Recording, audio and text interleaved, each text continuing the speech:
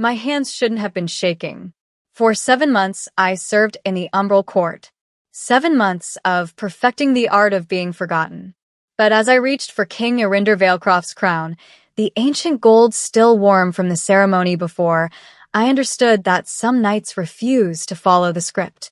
The high nocturne chamber smelled of cold stone, beeswax candles, and something else, something metallic and old that had nothing to do with the polished silver chalices lining the altar.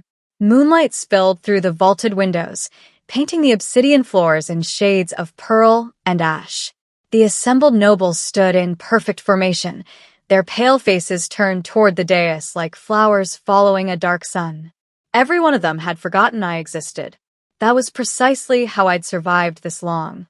Welcome back, beautiful souls. Before we dive into tonight's tale of whispers, crowns, and deadly secrets, hit that subscribe button and drop a comment telling me, would you risk everything to save someone in power or stay silent to survive? Because Naira's about to make that choice, and it will change everything. Now, let's begin. You do not speak. You do not question. You do not look them in the eye unless commanded. These were the rules whispered to new servants in the lower quarters, rules older than memory, rules written in the blood of those who'd forgotten them. Not me, though. I'd learned quickly that invisibility was currency in a court built on fangs and fear. King Irinder stood before me, utterly still in the way only the ancient ones could manage. No breath, no fidget, no human tell. At over 6 centuries old, he carried himself with the weight of empires risen and fallen under his rule. His hair fell like pale silk past his shoulders, and his eyes held that particular shade of red that marked the oldest bloodlines. Those eyes could command armies, topple houses, or stop a heart with nothing but a glance. Tonight, those eyes were fixed on something beyond the chamber doors, where the ceremonial procession waited. "Steady, girl," he said, his voice barely above a whisper, but carrying the authority that made lords kneel. It wasn't kindness. Kings didn't need to be kind. But I'd been chosen for this task because my hands didn't fumble, because I knew how to adjust the crown without catching my fingers on the blackened silver thorns that crown the umbral throne. I lifted the circlet carefully, feeling the cold metal against my palms, the weight of rubies that had witnessed countless coronations and just as many executions. My fingertips brushed against his temples as I positioned the crown, and I felt the unnatural chill of his skin, like touching winter itself. That's when I saw it. Through the archway behind the king, past the sea of noble faces and ceremonial banners, Cashin Morvek adjusted his stance. Blood sentinel, sworn protector, 5 decades of decorated service. I'd watched him stand guard 100 times, had learned the rhythm of his patrols, the way he held his weight distributed evenly, hands clasped behind his back in the formal rest position. Not tonight. Tonight, his right hand hovered near his hip. The moonlight caught something beneath his crimson cloak, the unmistakable line of a concealed blade, positioned low and forward. Quick draw placement. The kind you used when you expected to move fast. My heart hammered against my ribs, but my hands remained steady on the crown. I'd learned stillness from watching my mother scrub floors in a lord's manor before the purge, and learned how to become furniture when danger walked past. That stillness had kept me alive when my bloodline was erased from court records, when I'd forged documents to claim a servant's lineage instead of a murdered noble's. Cashin's eyes flicked to the king, then to the doors, then to his blade. The expression on his face was wrong. Too tight, too focused. It was the same expression I'd seen on the guards' face the night before they dragged my family from our beds. Desperate. Determined. Already committed. I kept my expression blank, my movements precise. Years of surviving in a court that devoured the careless had taught me how to mask everything, how to think 3 moves ahead while my face showed nothing at all. I leaned closer, pretending to adjust the crown's positioning. My lips barely moved. "Your guard has a weapon," I whispered, the words meant for only one immortal ear. "Don't leave tonight." King Irinder's entire body went rigid beneath my hands.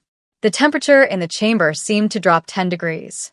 His eyes, which had been fixed on the distant doors, shifted fractionally, not toward me, but toward Cashin. For 3 heartbeats, nothing moved. Not the nobles. Not the guards. Not even the candle flames seemed to flicker. Then the king's jaw tightened, a muscle jumping beneath skin that hadn't aged in 600 years. "What did you say?" His voice was barely audible, but I felt the danger in it like a blade against my throat. I didn't repeat myself. Instead, I stepped back, smoothing my black uniform with practiced efficiency, and reached for the ceremonial sash draped across the altar. To anyone watching, we were simply completing the ritual. But my hands moved to give me cover as I spoke. "Cashin Morvek," I murmured, folding the sash with careful precision. Hip blade. Quick draw position. He keeps checking the processional doors. Wrong posture for a sanctioned guard. The king's red eyes fixed on me fully for the first time, and I felt the weight of his attention like standing in front of an avalanche. For a long moment, I thought I'd miscalculated. Men like Arinder Valecroft didn't appreciate being told what to do by anyone, least of all by disposable servants who'd only survived 7 months in a court where the average lifespan was measured in weeks. "Thorn," the king said, his voice cutting through the chamber's silence with absolute command. A figure emerged from the shadows near the western pillar, another blood sentinel, this one broader, older, with silver threading through his dark hair. Thorn's hand already rested on a sword hilt, his expression carved from stone and ancient loyalty. "Cancel the procession," King Arinder said, his eyes never leaving my face. "Tell the court I will receive them here instead. No one leaves this chamber." Thorn's eyes widened fractionally, the only sign of surprise he permitted himself. "Your Majesty." Now. The blood sentinel bowed and vanished into the crowd. I could hear the murmur spreading through the assembled nobles, confusion rippling through centuries of predictable ritual. Through the archway, I saw Cashin stiffen, his hand moving imperceptibly closer to his weapon. "You," the king said, his voice dropping to something deadly quiet. "Eastern study. 3rd floor. Wait there. Speak to no one. Touch nothing. If you move from that room before I summon you, I will know." I bowed, my heart racing but my face perfectly calm. The Eastern study was a room I'd dusted only twice, always under supervision, always with explicit instructions not to linger. It was where the king conducted private interrogations. It was where people went and sometimes didn't return. I descended from the dais, my soft leather shoes silent on the obsidian floor. The crowd of nobles parted automatically, their faces turned away as if I didn't exist. Good. That's what I needed them to believe. But as I passed through the chamber doors and began climbing the curved staircase that spiraled up through the palace's ancient heart, I felt the weight of what I'd done settle over me like a burial shroud. I'd spoken in a court that demanded silence. I'd presumed to warn a king who needed no mortal's counsel. I'd disrupted a ceremony older than nations. The Eastern study waited 3 floors above, its door carved with symbols I couldn't read, its interior smelling of old parchment and older blood. The room was precisely as I remembered, dark wood paneling, narrow windows that looked out over the moonlit gardens, shelves lined with ledgers bound in leather that might not have come from animals. I stood in the center of the room and waited, my hands folded in front of me, my breathing carefully controlled. Behind me, somewhere in the depths of the palace, I heard raised voices. The clang of steel. A single cut-off shout. The umbral court had functioned on ritual and predictability for centuries. Tonight, I'd shattered both. And now I would learn whether truth was rewarded in this court or simply another form of treason. 7 months ago, I didn't know what vampire blood smelled like when it dried on stone. I didn't know how to walk silently through corridors that amplified every breath. I didn't even know my real name. The Eastern study had no clock, but I counted my heartbeats to mark the time. 3,247 before the door opened. I stood perfectly still in the center of the room, hands folded, spine straight. Movement felt like an invitation for what I didn't know. So I'd become a statue, barely breathing, while the palace settled into an unnatural quiet around me. No footsteps in the corridor. No distant voices. Even the wind outside the narrow windows had died to nothing. Silence, I'd learned, was how the umbral court prepared for violence. The door swung inward without a sound. King Arinder Valecroft entered alone. No guards. No witnesses. No protocol. Just a vampire king and the servant who disrupted 6 centuries of ritual. He closed the door behind him with a quiet finality that made my throat tight.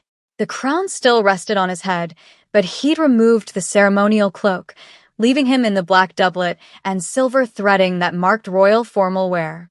Without the theatrics of the chamber, he seemed somehow more dangerous, less symbol, more predator. "Sit," he said, gesturing to one of 2 chairs positioned before an obsidian desk. I obeyed, my movements careful. The chair was carved from dark wood, its arms worn smooth by hands that had likely trembled just like mine. How many people had sat here? How many had left? King Arinder didn't sit. He moved to the window, his back to me, hands clasped behind him. The moonlight turned his pale hair silver. "Cashin Morvac has served me for 53 years, he said, his voice measured, almost conversational. Decorated in the blood wars. Trusted with my life on 17 separate occasions. Sworn under a binding oath that cannot be broken without consequence." He turned then, those red eyes finding mine with surgical precision. "Tell me how a servant of 7 months noticed what 53 years of loyalty should have made invisible." Not why did you speak? Not how dare you. How did you know? I kept my hand still in my lap, though everything in me screamed to fidget, to look away, to make myself smaller. But smallness was a lie in this room. He'd already seen me. His weight was wrong, I said, my voice steadier than I expected. Blood sentinels stand with weight distributed evenly. I've watched them for months during hall rotations. Cashin shifted 3 times in the span of 20 breaths. His right shoulder dipped lower than his left. The king's expression didn't change, but something in the air shifted. Attention, maybe, or calculation. "Continue." "His hand positioning," I said. "Sanctioned guards keep hands clasped behind their backs during ceremonial duties." Cashin's right hand stayed at his hip. The fabric of his cloak caught on something beneath. Straight edge, narrow profile. Blade placement, not regulation sidearm. "You could see this from the dais?" "I've polished every weapon in the armory, Your Majesty. I know what different hilts look like under fabric." A pause. "Then, what else?" I drew a careful breath. His eyes. He looked at the processional doors 4 times. Each time, his pupils contracted, anticipation response. Then he looked at you, and they dilated. Fear response. He was waiting for something beyond those doors and afraid of what would happen when you reached it. King Arinder moved closer, his footsteps silent on the dark carpet. He stopped 3 paces away, close enough to be threatening, far enough to allow me the illusion of space. "Where did a servant learn to read pupil dilation?" "My brother used to gamble," I said, the lie coming smooth and practiced. "I learned to tell when he was bluffing. The signs are the same." Not entirely false. My brother had gambled once, with his life, choosing the wrong house to pledge loyalty to before the purge. I'd learned to read faces in the days before they came for us, watching guards and nobles for the signs that our time was running out.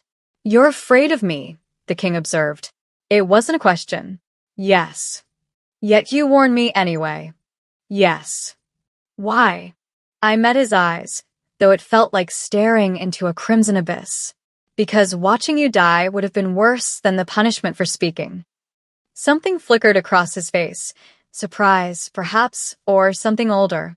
He tilted his head slightly, studying me with the focus of a creature that had spent centuries learning to read prey. "Cashin carried a relic blade," he said finally. "Consecrated steel, capable of piercing royal wards." He was not alone. 3 other blood sentinels were positioned along the processional route.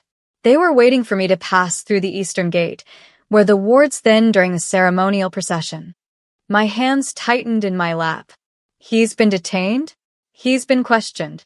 The way King Arinder said the word made my skin crawl. Under blood binding. He cannot lie. The conspiracy runs deeper than one disloyal guard. The room felt suddenly smaller. How deep? Deep enough that your warning saved not just my life, but the stability of this court. He moved to the desk, bracing his hands against its surface, had bowed. For a moment, he looked almost tired, an expression that seemed wrong on an immortal face. Then he straightened, and the king returned. You will remain in the palace under constant watch.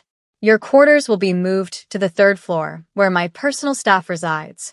You will attend me during private councils. You will observe. You will report anything you notice that others miss. My heart was hammered. Your Majesty, I'm just a— You are what I need, he interrupted, his voice sharp as broken glass. 600 years, and I have surrounded myself with immortals who have forgotten that survival requires vigilance. You still remember. That makes you valuable. He moved toward the door, then paused with his hand on the latch. Do not mistake this for mercy, Naira Solen. I am keeping you alive because you are useful. The moment that changes, so does your status. His eyes found mine one last time. Pray that your observations remain accurate. The door opened. 2 guards I didn't recognize stood in the corridor. Escort her to the nocturne wing, the king commanded.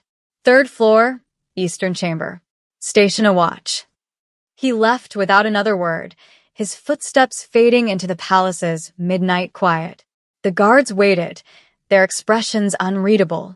I stood on shaking legs and followed them into the corridor, understanding with crystalline clarity that I had traded one form of invisibility for another. I was no longer a servant to be overlooked. I was an asset to be preserved. And in the umbral court, assets only remained valuable as long as they produced results. Naira just went from servant to asset in one terrifying conversation. If you're feeling the tension, show some love by hitting that like button. And drop a comment. Do you think the king is protecting her or using her? Keep listening to find out. They summoned me to the judgment hall 3 hours before dawn.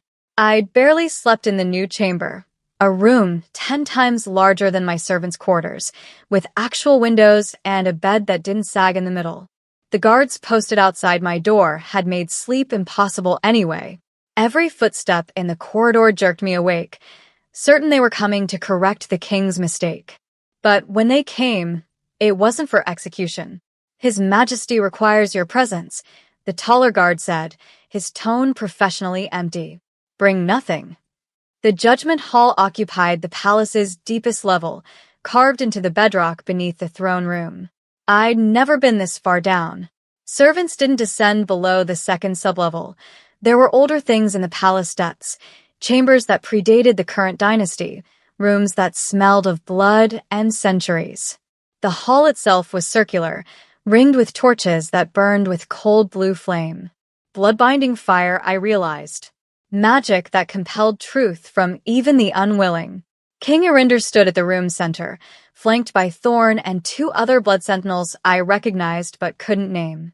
Before them, bound to a chair with chains that gleamed with the same blue light, sat Cashin Morvek. He looked smaller than he had in the high nocturne chamber. His crimson cloak had been stripped away, leaving him in the plain black undertunic that all sentinels wore beneath their formal dress. His face was pale, drawn, and his eyes held the hollowed-out look of someone who'd already confessed everything. Naira Solen, the king said without turning. Stand there. Listen. Do not speak unless I ask you a direct question. I moved to the position he'd indicated, a space along the curved wall where I could see everything but remain outside the circle of binding fire. Continue, King Arinder commanded. Cashin's mouth moved, but the words seemed dragged from him by invisible hooks. House Morvain, House Duskfall, House Silverthorn. 12 blood sentinels total, across all 3 shifts. My breath caught. 3 of the court's 7 ruling houses. The blade was the signal, Cashin continued, his voice cracking. When you passed through the eastern gate, I was to draw it. The others would see the flash of consecrated steel in the moonlight. They'd know the timing was confirmed. Timing for what? Thorn demanded, his hand tight on his sword hilt. The ambush. Beyond the gate in the gardens. 20 soldiers positioned in the hedge maze, armed with relic weapons.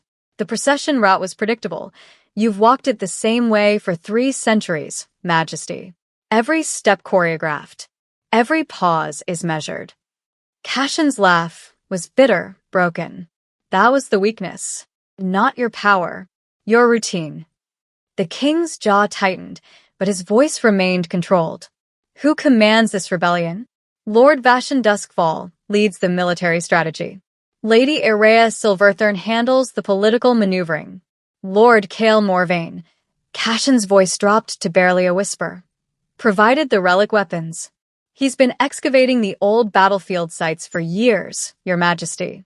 Collecting consecrated steel from the blood wars. Weapons that can kill what shouldn't die. The temperature in the hall seemed to plummet. I watched the king's hands curl into fists, watched the way his shoulders locked with the effort of remaining still. Why? King Arinder's question was soft, dangerous. 53 years, Cashin. Why? The blood-binding fire flared brighter, forcing the answer from Cashin's throat like blood from a wound. Because you've been king for 600 years and nothing changes.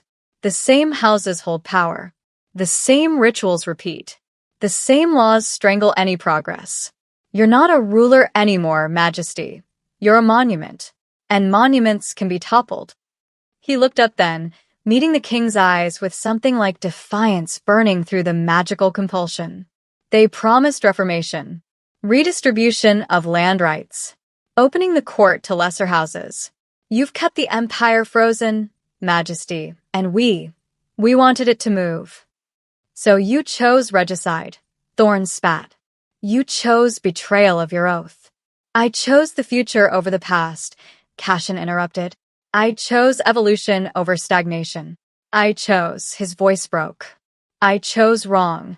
I see that now. But, Majesty, understand, I wasn't alone in feeling it. The court is a tomb. And you're the corpse we keep pretending still breathes.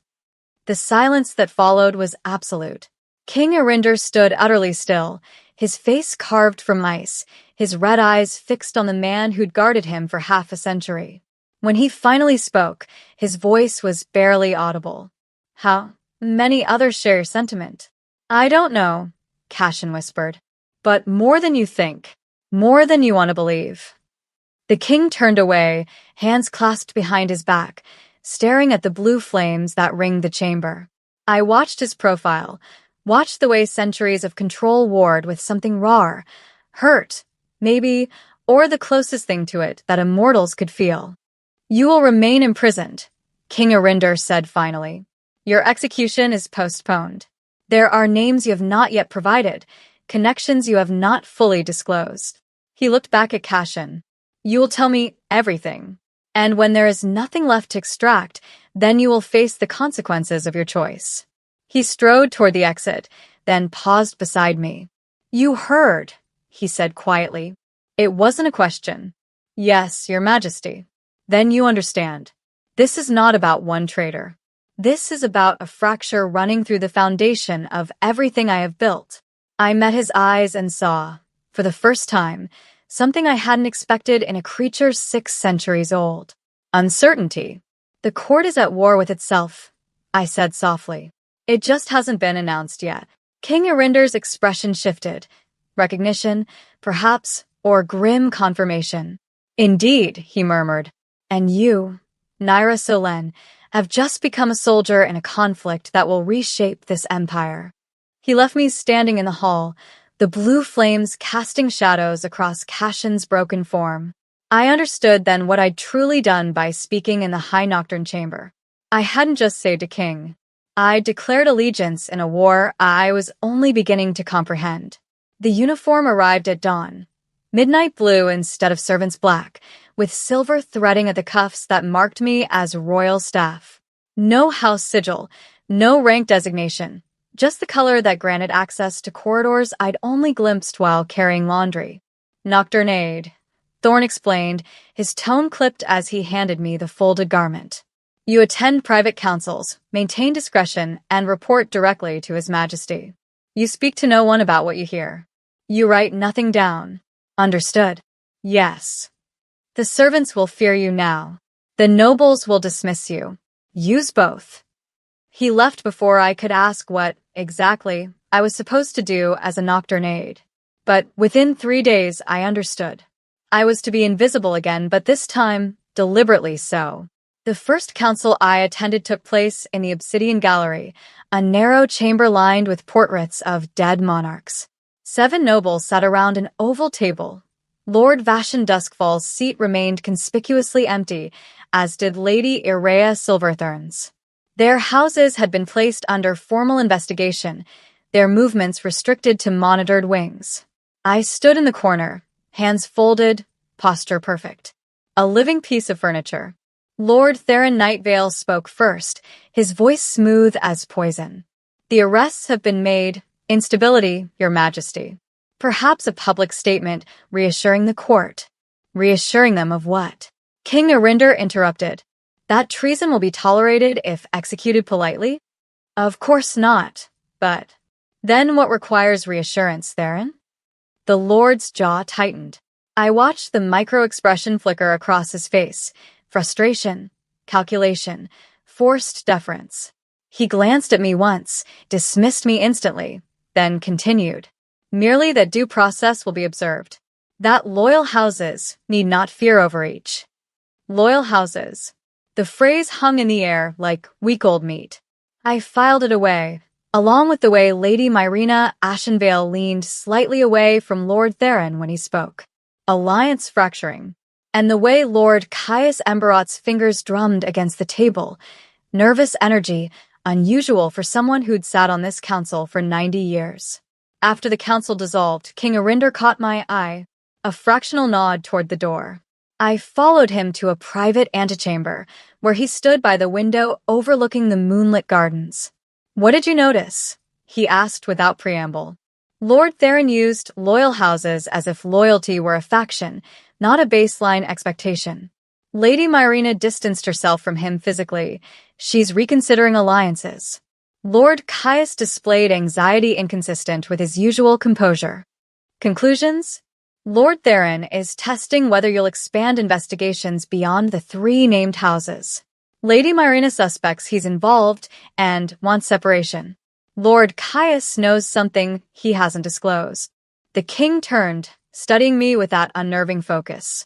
In 3 minutes, you read what took my intelligence network 3 days to confirm. They're immortal, I said carefully. They've forgotten how to hide because they've stopped believing anyone is watching. Something almost like amusement crossed his face. And you're always watching. Survival requires it, Your Majesty. Over the following weeks, I became a ghost in the palace's power structures. In the noble corridors, I heard whispers as I passed. The king's pet mortal, the warning girl, Arinder's new leash. They spoke freely near me, believing a servant, even one in midnight blue, couldn't possibly understand the nuances of court politics. They were catastrophically wrong. I learned which lords met privately before official councils, which ladies exchanged meaningful glances when certain names were mentioned. I noted who arrived early and who lingered late, who drank too much blood wine, and whose hands shook when the king's gaze fell upon them. The servants, meanwhile, gave me a wide berth. Maria, who'd once shared bread with me in the kitchen, now averted her eyes when we passed. The stable hands fell silent when I entered the rooms. Even the senior staff, those who'd worked here for decades, treated me with the careful distance reserved for things they didn't understand. I'd been elevated and isolated in the same motion. But isolation had advantages. One evening, stationed outside the council antechamber while the king met with his war advisors, I overheard 2 blood sentinels speaking in low voices around the corner. Morvaine's estate was cleared out. Every relic weapon accounted for except 12. 12 missing blades that can kill royalty. Fantastic. You think the conspiracy ends with the arrested houses? I think we're catching the visible threads while the real web stays hidden. I memorized their exact words, their tone, their implications. That night, when King Arinder summoned me to his private study, I repeated the conversation verbatim. He listened without interrupting, his expression unreadable. When I finished, he poured 2 glasses of blood wine, then paused, glancing at me. My apologies. I forget you're mortal.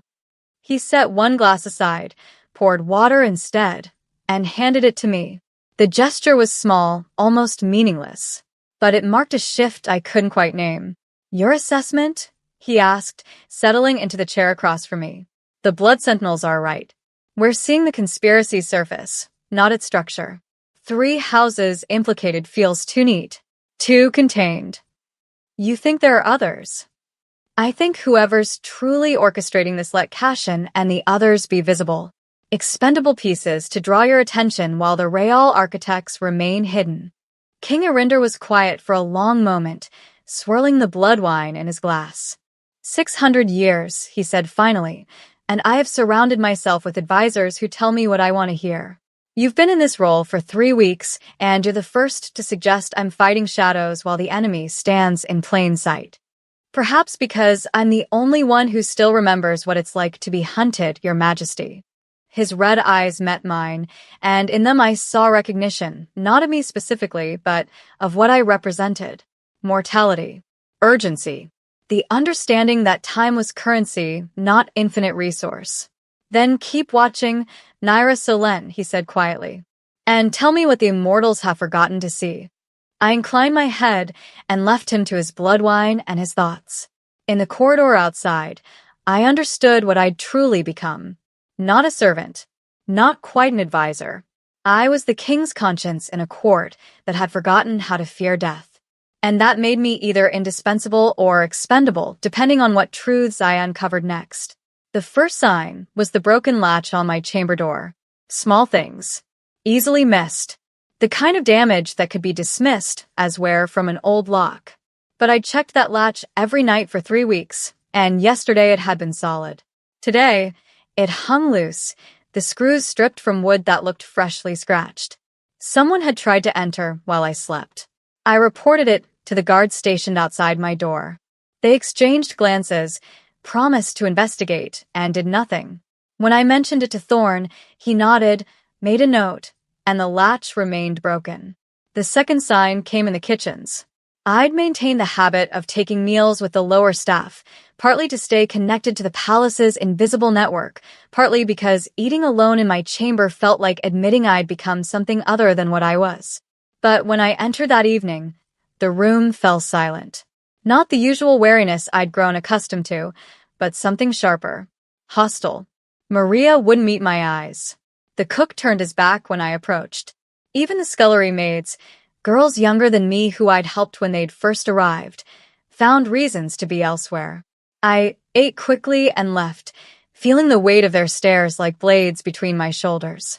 The third sign was the tea. I didn't drink it. Some instinct, the same one that had kept me alive through the purge, through 7 months of court invisibility, made me pause before the cup touched my lips. The color was right, the temperature correct, but the smell... I poured it into the washing basin instead. Within seconds, the porcelain began to discolor, a faint hissing sound rising from where the liquid pooled. Acid. Weak enough to be masked, strong enough to burn. I reported it to my guards. They promised to investigate. Nothing changed. That's when I understood. I was being hunted, and no one was coming to stop it. The attack came 4 nights later, in the corridor connecting the servants' wing to the main palace. I'd stayed late in the obsidian gallery, transcribing observations for the king. The passageway was empty at this hour. Servants retired before midnight. Nobles kept to the upper floors. Just me and the distant echo of my footsteps on stone. The blade came from behind, aimed for the space between my shoulder blades. I dropped, pure instinct, and felt the steel whistle through the air where my spine had been. Rolled left, toward the wall, and found my feet as my attacker recovered. 2 of them. Servants' clothing, faces covered with dark cloth. The one who'd swung carried a kitchen knife. The other held a length of rope. Not assassination weapons. Disposable tools that wouldn't trace back to noble houses. They wanted this to look like a servant dispute gone wrong. I ran. Not toward my guards. Too far, through too many empty corridors. Instead, I fled deeper into the servants' passages, the maze of narrow halls and service stairs I'd memorized during my first months in the palace. Left at the linen closet, down the spiral stairs reserved for laundry carts, through the gap behind the wine storage that led to the underground kitchens. My attackers followed, but they didn't know these passages like I did. Didn't know the third step creaked, or that the gap behind the wine racks was barely shoulder-width, or that the underground kitchen had 3 exits. I burst into the main corridor near the Judgment Hall, where Blood Sentinel patrols were constant, and my pursuers melted back into the darkness behind me. I stood there, breathing hard, alone in the torchlight. They'd let me escape. This was a message, not a genuine attempt. A demonstration of reach, of vulnerability. A promise that next time, they'd choose a corridor with no exits. You knew. My voice shook with fury. I didn't bother to hide. You knew they'd come for me. King Arinder stood before the window in his private study, his back to me, hands clasped behind him. He didn't turn when I entered without knocking, and didn't react to the rage in my tone. Yes, he said simply. You let them. I needed to know how far the conspiracy's reach extended. Whether they'd risk exposure by striking inside the palace. Whether they'd use servants or nobles as weapons. He turned then, his red eyes meeting mine. You survived. That tells me you're resourceful. The fact that they tried tells me you're more valuable than I realized. I'm leveraged. I spat. You're using me as bait. I'm using you as an asset in a war we're losing. His voice remained level, infuriatingly calm. Every person in this palace is a potential enemy. Every corridor is a potential ambush. I had to know if they'd dare. And if I died, then I would have known they were desperate enough to accept casualties. Information is currency, Naira. Your death would have told me something. Your survival told me more. I stared at him, this ancient creature who'd ruled for 6 centuries, who calculated probabilities and acceptable losses. Who'd kept me alive not because I mattered, but because I was useful. I can't go back, I said, the words bitter. I can't retreat to invisibility. I can't return to being nothing. No, he agreed quietly. You cannot. The moment you whispered that warning, you became visible. And visibility, in this court, is a death sentence unless protected. He moved to his desk, wrote something on parchment, sealed it with his personal sigil. You will be moved to the royal wing. Your guards will be blood sentinels I trust personally, a very short list. You will not travel alone, not eat anything not tested, not sleep without wards on your chamber. You are now under permanent palace protection. A gilded cage. A necessary one. He handed me the sealed order. The conspiracy wanted you dead because you see what they cannot hide. That makes you the most dangerous weapon I possess. And I protect my weapons. I took the parchment, feeling its weight, understanding what it represented. I'd traded servitude for survival, invisibility for imprisonment, freedom for the king's protection. They'll try again, I said. Yes. And you'll let them, to see what they reveal. Yes. I met his eyes and saw no apology there, no regret. Just cold calculation and the certainty that came from 600 years of ruling through impossible choices. Then teach me to fight back, I said. If I'm your weapon, make me sharp enough to cut. Something shifted in his expression, respect, perhaps, or recognition of something familiar. That, King Arinder said, can be arranged. The door closed behind me as I left, 2 new guards falling into step on either side. I felt their presence like shackles and shields in equal measure. I'd wanted to matter, to be seen. Now I understood the price of visibility in a court built on shadows. And I'd pay it, because returning to darkness was no longer an option. The royal wing smelled different than the servants' quarters. Less lamp oil and lye soap, more aged parchment, and the peculiar metallic tang that clung to places where old magic had seeped into stone.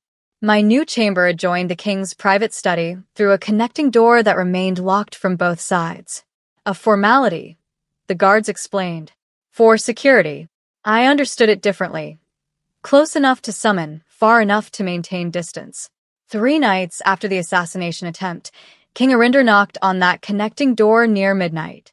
Not a summons delivered through guards, not a formal command.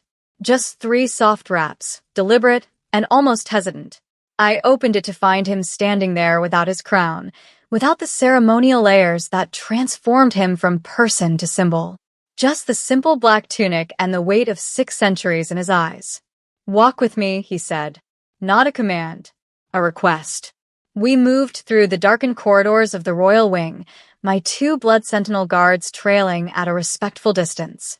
The king led me to the eastern tower, a space I'd never entered, accessible only by a narrow spiral stair that climbed 5 stories above the main palace. At the top, a circular chamber opened onto a balcony overlooking the entire umbral court. The city spread below us like scattered embers, windows glowing with firelight and which fire in equal measure. Beyond the walls, darkness stretched toward horizons I couldn't see. "I come here when I need to remember," King Arinder said, leaning against the stone railing. "That the empire extends beyond the palace walls. That ruling is more than ritual and ceremony." I stood beside him, carefully maintaining space, unsure why he'd brought me here. "You asked me to teach you to fight," he continued.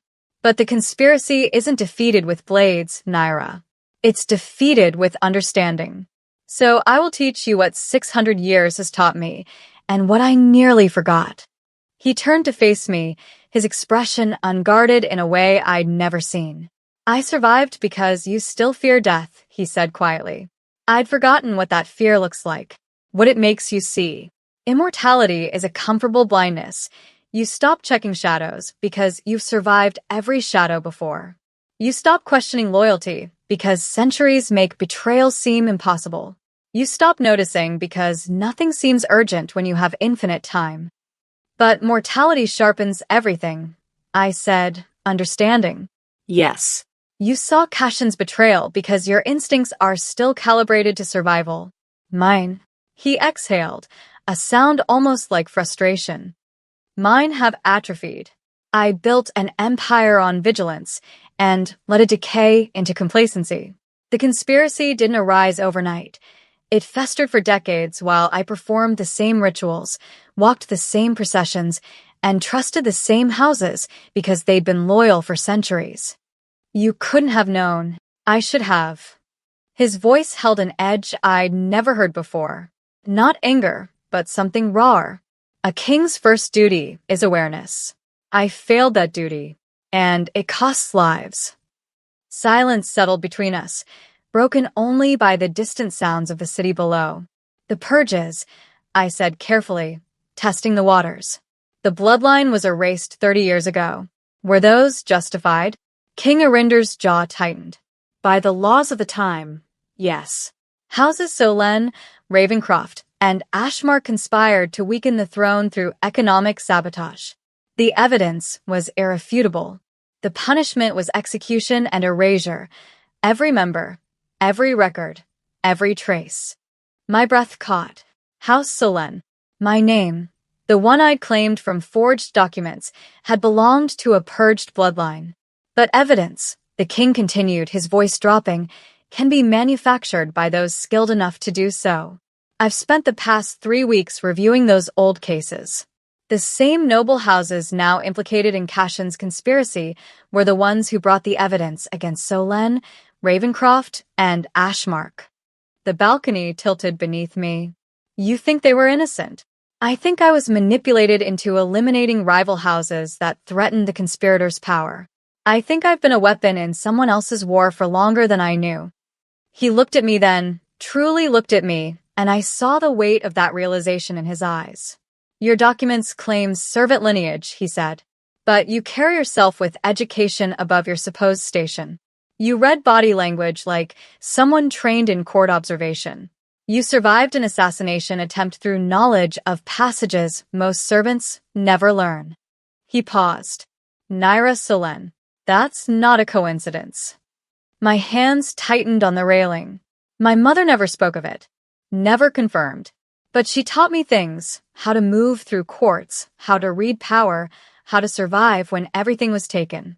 She died believing silence was the only inheritance that mattered. She was right, King Arinder said. Silence keeps you alive. But it also kept you invisible to me until you chose to speak. If House Solen was innocent, if they were sacrificed to advance a conspiracy, I'm only now uncovering. He turned away. Then I owe a debt I cannot repay. You didn't know. That's not an excuse. It's a failure. We stood in silence, two people bound by threads of consequence and choice, by survival and guilt, and the dawning understanding that we were fighting an enemy older and deeper than either of us had imagined. I'm trusting you with this, the king said finally, with the knowledge that I may have built my reign on manufactured lies. That the very stability I've maintained might be the conspiracy's greatest achievement. I'm telling you because you're the only person in this palace who still sees clearly. Why? I asked. Why trust me? I could be. Because you had nothing to gain by warning me and everything to lose. Because you survived through observation, not manipulation. And because he met my eyes. Because you're the first person in 3 centuries to make me question my own certainty. That's either wisdom or threat. I'm choosing to believe it's wisdom. I felt the weight of that trust settle over me like armor. Then I'll tell you what I see, I said. The conspiracy isn't trying to kill you. They're trying to make you kill yourself. Every exposed betrayal, every house you investigate, every purge you conduct, it fractures the court further. They're using your response as a weapon. King Arinder went very still. They want me to tear the empire apart hunting traitors, while they wait to claim what's left. He laughed, a sound without humor. Clever. Viciously clever. So we change tactics, I said. We stop reacting. We start hunting. The king's smile was sharp, dangerous, and for the first time, directed at something other than me. Then let's begin. The executions began in the dark of the moon. House Duskfall fell first. Lord Vashan and his 3 sons were brought before the assembled court in chains that glowed with binding magic. The charges read like poetry written in blood. Conspiracy to commit regicide, possession of prohibited relics, coordination with foreign enemies. The evidence was irrefutable. Confessions extracted under blood binding, correspondence seized from hidden vaults, witnesses who'd turned testimony in exchange for mercy. Lord Vashan maintained his dignity until the end. He met King Arinder's eyes and spoke his last words clearly. You're killing the wrong enemies, Majesty. We were symptoms, not the disease. Then the headsman's blade fell, and House Duskfall became history. I watched from my position behind the king's throne, noting who looked away and who watched with satisfaction. Lady Myrina Ashenvale's hands trembled throughout. Lord Caius Emberot's jaw clenched so tight, I thought his teeth might crack. And Lord Theron Nightvale, he smiled, faint and cold, as if pleased by the spectacle. House Silverthorn followed 3 nights later. Lady Irea went to her death silent, refusing to speak even under compulsion. But her silence told its own story. There were secrets she protected even facing execution, names she wouldn't give even when oblivion stared back. The king noticed. So did I. Someone terrifies her more than death, I murmured during the private council afterward. Or someone she loves more than life, King Arinder replied, his expression grim. Which makes them either leverage or mastermind. House Morvain collapsed from within. When the guards came to arrest Lord Kale, they found his entire family dead, poison in the evening wine, self-administered, leaving nothing but bodies and burned documents. Whatever secrets the Morvains held died with them. The message was clear.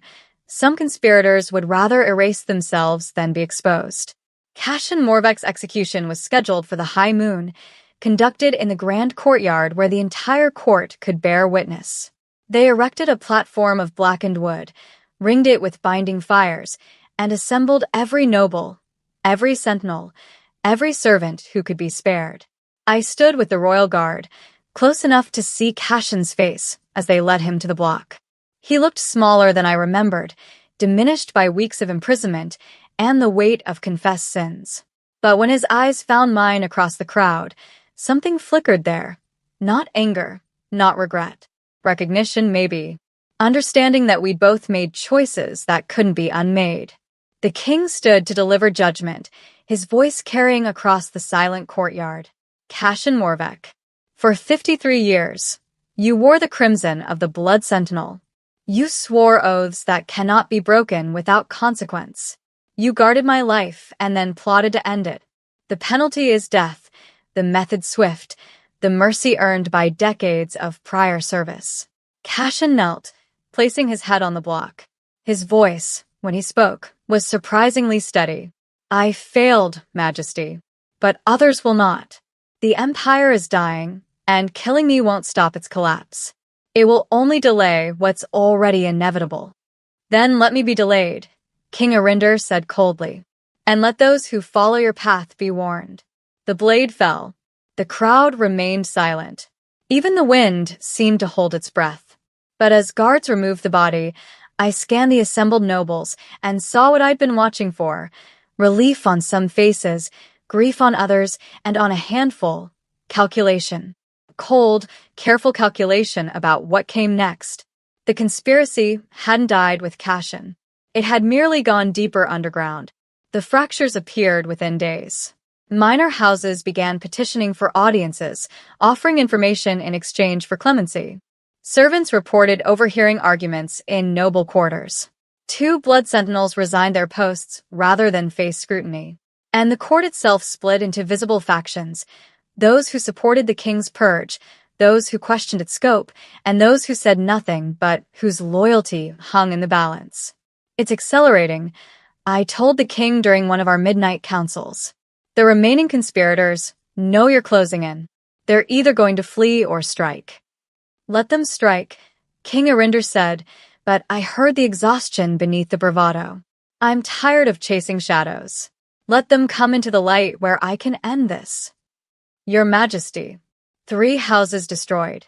Dozens executed. Half the court viewed me with fear instead of respect. And still, I don't know who orchestrates this. Still, I don't know whose voice whispers in the dark, turning my own strength against me. He looked at me, and I saw something I'd never expected in an immortal's eyes. Weariness. How much more of the Empire must I burn before the disease shows itself? I had no answer. Neither did he. The signs of desperation appeared like cracks in aging stone. An attempt to poison the water supply in the eastern wing, caught only because a servant noticed the wrong smell.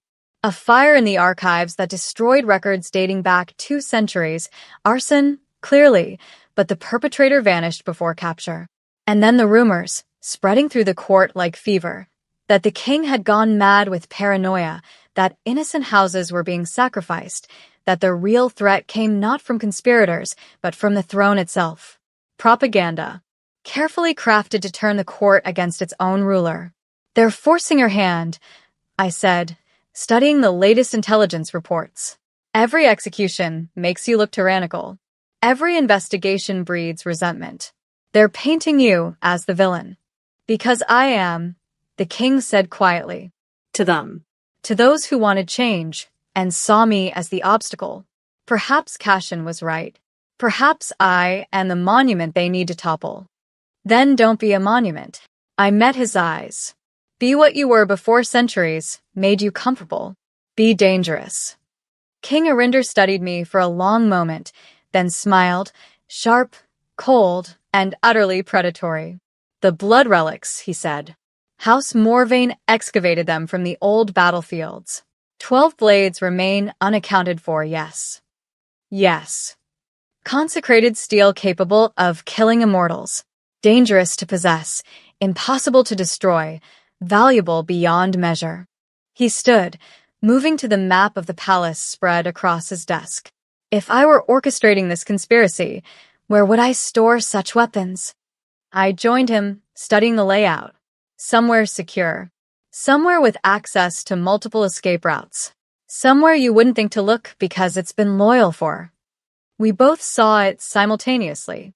Our fingers landed on the same location. The sanctum beneath House Nightvale's ancestral estate, connected to the palace through forgotten tunnels. Sealed for centuries. Guarded by a house that had been loyal since the Empire's founding. Lord Theron smiled. I whispered, remembering. When House Duskfall fell, he smiled. King Arinder's expression went cold as winter died. Then it's time, he said, to see what lies beneath. The court is eating itself alive, and Naira's right in the center of it all. We're approaching the final confrontation. Family. If you're invested in how this ends, drop a comment with your prediction. Will she survive? Will the king? Let's find out together. The alarm came at midnight. The lower vaults had been breached. Not the blood relic vaults beneath House Nightvale's estate. Those we'd been watching, waiting for movement. These were older, deeper, carved into bedrock beneath the throne room itself. The original seat of power, sealed centuries ago when the palace expanded upward and forgot what lay below. They anticipated us, King Arinder said, already moving, blood sentinels falling into formation around him. While we watched Night Vale, they went for the true prize. What's down there? I asked, running to keep pace. The first crown. The original binding artifacts. Everything that makes the Umbral throne more than just a chair. His voice was tight. If they seize those relics, they can unmake the throne's authority itself. Transfer it, fracture it, or destroy it entirely. We reached the main descent, a grand staircase guarded by a dozen blood sentinels, leading down into torchlit depths. Thorn met us there, his face grim. 20 hostiles at least.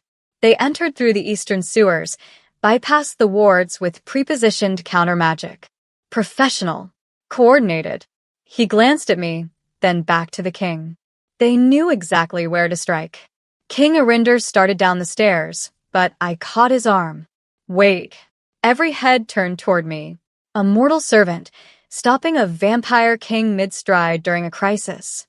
The grand staircase is the obvious route, I said quickly. Designed for ceremony, for processions. Wide, defensible. If they're professional, they'll have it trapped or ambushed. But there's another way. The king's eyes narrowed. Explain. The servant passages. When I was assigned to vault preparation duty, I learned the lower routes, how kitchen staff transported supplies, how maintenance workers access the foundation. There's a service tunnel that runs parallel to the main descent, ending in a storage chamber adjacent to the vault antechamber. Why wasn't this in the architectural surveys? Thorn demanded. Because servants' routes aren't architecture, they're improvisation. Spaces between spaces, carved out over centuries by people trying to do their jobs efficiently. I looked at the king. I can get you below them, behind them. Let them wait for you to descend the grand stair while we approach from where they're not watching. King Arinder held my gaze, calculation warring with urgency, then nodded sharply. Thorn, take 12 sentinels down the main route. Make noise. Make them believe that's our primary assault. Slowly, I want their attention fixed. He turned to me.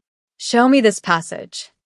The entrance was behind the kitchen's cold storage, through a door I'd once used to haul wine barrels for banquets. It opened onto a narrow tunnel, barely wide enough for 2 people abreast, carved from raw stone and lit by bioluminescent moss that grew in the damp. King Arinder moved behind me, 4 of his most trusted blood sentinels following. The tunnel descended at a steep angle, stairs irregular and worn smooth by centuries of servant feet. I used to think servants were invisible because they were beneath notice, the king murmured as we descended. I'm beginning to understand they were invisible because they knew how to move unseen. That's not weakness, that's tactical superiority. It's survival, I corrected. But survival and tactics aren't so different. The tunnel branched 3 times. I navigated by memory, left at the water stain, right where the ceiling lowered, straight through the section that smelled of old vinegar. Places I'd memorized during late-night wine deliveries, never imagining I'd use them to outflank a rebellion. We emerged in the storage chamber exactly where I'd promised. A small space stacked with forgotten furniture and dust-covered crates, with a narrow archway opening into the vault antechamber. Through that archway, I could see them. 20 figures in dark clothing, faces covered, armed with a mixture of steel and relic weapons that glowed with faint blue light. They'd positioned themselves in a defensive formation facing the grand staircase, where I could hear Thorn's forces descending with deliberate slowness. And at their center, directing positioning with calm authority, stood Lord Theron Nightvale. No mask, no pretense, just the naked ambition of a man who'd waited centuries for this moment. The throne's binding requires royal blood to activate, Theron was saying to his forces. Once we control the artifacts, Irinder's claim becomes ceremonial. We offer him a choice: abdicate and live in exile, or resist and face execution for crimes against the court's evolution. Noble of you, King Irinder said, stepping through the archway, to offer me choices. The conspirators spun, weapons rising, and found themselves staring at a vampire king who'd appeared where no king should be, flanked by blood sentinels whose blades were already drawn. You were supposed to come down the stairs, Lord Theron said, his composure cracking. You were supposed to walk into your ambush, fight my way through superior numbers and prepositioned defenses. The king's smile was cold death. I might have 3 months ago, but I've recently learned the value of approaching from unexpected angles. His eyes flicked to me, just for a second. Lord Theron followed his gaze, and understanding dawned on his face. The servant girl. You let a servant dictate royal strategy. I let someone who still fears death show me paths I'd forgotten existed, King Irinder interrupted. While you plotted in your estate, comfortable in your superiority, she was memorizing tunnels you didn't know existed. While you relied on force, she relied on observation. Tell me, Theron, who was wiser? The conspirators shifted, uncertain. Above, I could hear Thorn's forces reaching the bottom of the grand staircase, closing the trap from the opposite direction. You're surrounded, the king said quietly. Your rebellion dies here. Not through massacre, I'm tired of blood, but through simple arithmetic. Surrender now, face judgment, and I promise swift mercy. Resist, and my patience ends. For a long moment, no one moved. Then, one by one, weapons were lowered. The conspirators understood what Lord Theron refused to accept. They'd been outmaneuvered by the very invisibility they'd dismissed. Only Theron held his relic blade, his face twisted with fury. Centuries of stagnation, Irinder. Centuries of your rule-crushing progress. And you think mercy changes that? You think. I think, the king said, that you mistook stability for stagnation. That you confused evolution with destruction. And that you never understood the difference between ruling and simply holding power. He stepped forward, unarmed, fearless. I've been a poor king, Theron. Complacent. Blind. But I've learned. From betrayal. From survival. From a girl who valued my life above her own safety when she had every reason to let me die. His eyes found mine again. That's loyalty. Not oaths, not binding magic, not centuries of tradition. Choice. She chose, and that choice saved not just me, but the empire you would have shattered. Lord Theron's blade trembled, then dropped. The rebellion collapsed not with violence, but with the quiet recognition that it had already lost. As Thorn's forces secured the conspirators, King Irinder approached me, his expression unreadable. The servant's tunnel, he said. You won this war. No, your majesty, I replied. You won it by listening. I just showed you the path. He smiled, something genuine beneath the weight of centuries. Then let's ensure, he said, that I never forget to look for the paths only you can see. The trials lasted 3 weeks. Not executions, the king had meant what he said about being tired of blood. Instead, the conspirators faced formal judgment before a restructured council, one that now included representatives from minor houses and, controversially, 2 elected voices from the merchant and craftsman guilds. Lord Theron Nightvale was stripped of title and lands, exiled to the border territories where he would live out his immortality in obscurity. The lesser conspirators received sentences calibrated to their involvement. Some exiled, some imprisoned, some released with titles revoked but lives intact. The court whispered that King Arinder had gone soft. But I watched the nobles who'd remained silent during the conspiracy, saw how they looked at their king now, not with the comfortable certainty of tradition, but with the wary respect reserved for predators who'd proven they could still hunt. Fear and stability weren't the same thing. The king was learning the difference. So was the court. The ritual reforms came next, announced during a dawn assembly that broke 3 centuries of precedent. The High Nocturne procession, King Arinder declared, is suspended indefinitely. Future ceremonial movements will follow variable routes, determined privately and announced only upon execution. Predictability served tradition. It will no longer serve survival. Gasps rippled through the assembled nobles. Lady Myrina Ashenvale, newly elevated to the restructured council, spoke carefully. Your Majesty, tradition provides stability. Tradition provided camouflage for treason, the king interrupted. We will keep what serves the empire and discard what merely serves comfort. The umbral throne adapts or it falls. I choose adaptation. His eyes swept the crowd, landing briefly on me where I stood in my midnight blue uniform, no longer hidden, no longer dismissed. Furthermore, he continued, a new position is established within the royal household. The voice of the unnoticed, an advisor whose role is to observe what power overlooks, to question what authority assumes, to speak truth regardless of rank or consequence. The silence that followed was profound. Naira Solen will hold this position. She reports directly to the throne, answers to no noble house, and her observations carry the weight of royal mandate. Any who wish to challenge this appointment may do so now. No one spoke. No one dared. My new role had no formal uniform beyond the midnight blue I already wore, no ceremonial duties beyond attendance at councils, no defined responsibilities except the impossible one. See what others miss, speak what others fear. I was not made noble, not granted lands or titles or the trappings of power that would make me part of the system I was meant to observe. I remained separate, liminal, a bridge between the invisible servants and the visible authority.